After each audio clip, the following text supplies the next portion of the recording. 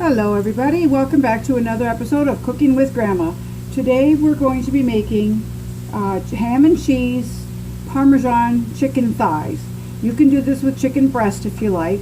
I happen to have chicken thighs in the freezer. I took them out, so here we go. You take your chicken thighs and you just cut a little pocket, cut a slit, don't cut all the way through, just a little pocket, and you take a little bit of ham that's I've already cut it up, and I cut up my cheese. Here it is. And you just take a few pieces and you fill it up. Kind of even. You want to do it evenly. Got the same amount kind of ham as cheese. I have both white and yellow cheddar cheese, so it'll give it a little bit extra flavor. So you do that. You close it up. You can put a toothpick in to hold it if you want. This seems to be holding pretty good. Now, when you close them, I didn't do this first step. You need to pat it dry, otherwise your seasonings will just kind of wipe right off. You can leave the skin on or you can take the skin off. I'm going to leave it on because they're going to bake and the skin is going to get nice and crispy. So to that, we're going to take on each chicken breast, we're going to take, or chicken thigh, sorry, I'm going to sprinkle Italian seasoning, salt and pepper. There's my oven telling me it's done. And a little bit of Parmesan cheese. And there it is. Now that I'm going to put in the oven.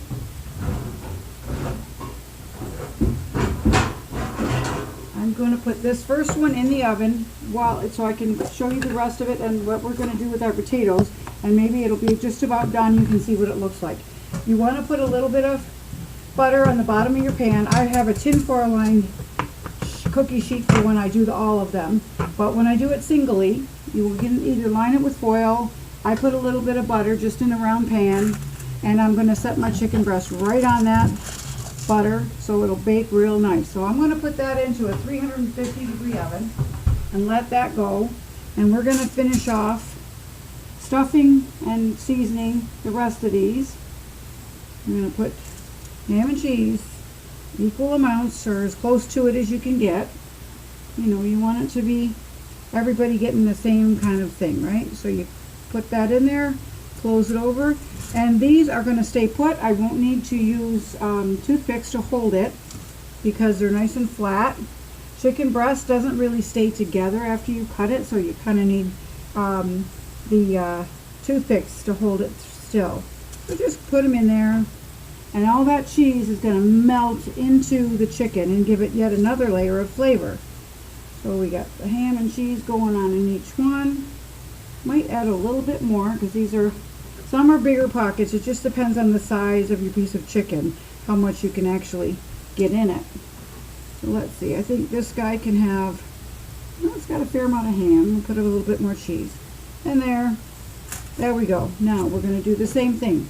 Salt on all of them, pepper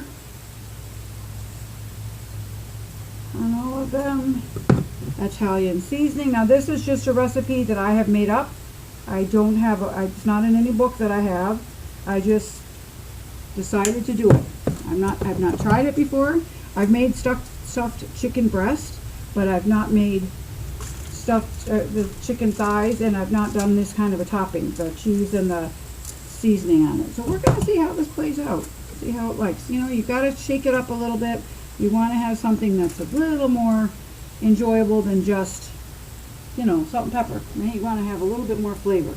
Now I am going to put a little bit of butter on the bottom of my cooking tray, just so it has a little bit of juice to cook in and it keeps them nice and moist. You want to always have it, I mean, it's on the foil, so it's not going to, but this way they'll get a little crispy and the skin will be nice and brown when you cook them.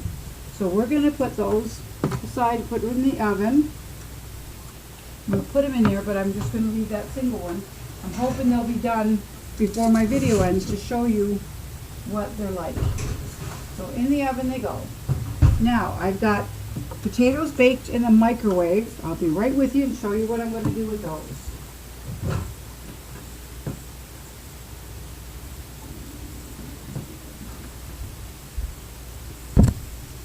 Alrighty, so now with our chicken, we're going to have twice baked potatoes. What you do is you take your potato, wash it good, put them on a plate, prick them with a fork or a knife because you're going to use the microwave and they could explode, possibly. I've never had it happen, but not to say it can't. And you bake them. Now I did 5 potatoes and it took about 12 minutes. So what you cook them, bake them, you take them on your plate, cut them in half, and you cut them in half long ways to make it like a little boat. And I'm holding these with a pot holder because they're so hot. So we're going to scoop out the middle very carefully. We're going to scoop out the potato and put it in a bowl. And we're going to mash it up and then fill it. And I'll show you after. Now there, we've got one more here to do. We're going to, just like this, take your spoon and go all the way around. If they're not baked well enough, this step is really hard. So if the potatoes are still hard, put them back in your microwave for another minute or so, because you want it to be able to scrape out. Look at that, that was perfect. They came out nice and even. You want an empty shell is what you want. That one was perfect. Just like this. Just take your spoon and go around and scrape it out just right down to the skin. You don't want a hole because you're going to put the filling back in this little boat that you've made. So there you go. I've got them all done. Now you take your potato, you put a couple of tablespoons of butter. We're not going to mash them like with milk and with the mixer like you would do for creamy mashed potatoes. We don't want them, these are smashed potatoes, not mashed. You don't want them real mushy, real soft and creamy like you do mashed potatoes. So I just take my hand masher and just smash them on, hence the name smashed potatoes. I've heard people say, I made smashed potatoes. I said, well, what's the difference between mashed and smashed? Well, that's it. To mash them, you use the hand mixer or the blender till they're nice and creamy. You put butter and milk and maybe some sour cream in there for an extra flavor. Smashed, you just do this. Use your hand masher and just smash it. And there you go. So now what you do, you are going to have lumps, but that's okay, doesn't matter. So now what you're going to do is you're going to take a spoonful of the mixture and you're going to put it back in the shell, back in your potato skin. You want it full, you want it filled right up. There should be enough potato filling to do that because you're just putting back what you took out. So there you go, nice and full. So to that, what you do is you can use sliced cheese. I'm using brick cheese because this is what I feel like using today. You can use sliced cheese, and you put thin slices of cheese on the potato, just like that. And you just keep filling it until they're all done, and you just top them with cheese.